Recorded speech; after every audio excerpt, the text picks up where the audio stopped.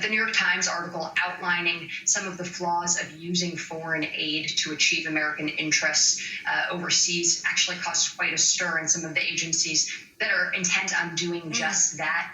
In this piece by the Times, the U.S. Agency for International Development would not provide actually a specific number and estimate for how much taxpayer money spent on projects done by American contractors in Central America from 2016 to 2020 was actually swallowed by administrative costs.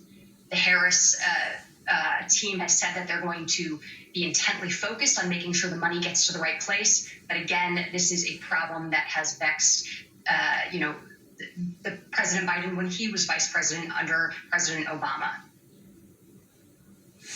You know, Claire, you and I have been on the air together for sort of what we alluded to, diplomatic gaffes at best, international crises at worst. I'm thinking Helsinki. There is a wonkiness and a discipline, and I know as Jackie's reporting out, there are always going to be tensions and things that get hashed out, but there is a precision to these foreign trips that is just such a striking return to normal. Felt very normal what she was doing today. Reassuringly, it felt normal.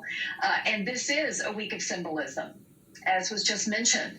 But the problems that the vice president has been given are really hard ones. And as was just referenced, getting this aid to the woman who told one of our reporters today that she would send her children alone on a dangerous journey to get to America.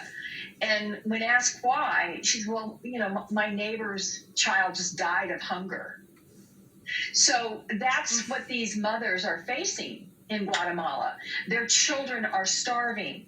So the idea that corruption is getting in the middle of this, the idea that the money that is being allocated is being swallowed up by greed, is outrageous. And that's where we really need to be paying attention. It's not sexy, it's hard.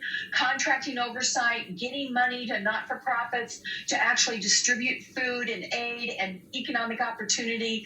That's really what has to happen in these countries if we're really going to be effective in convincing mothers that they have no choice but to separate from their children in ways that I find unimaginable.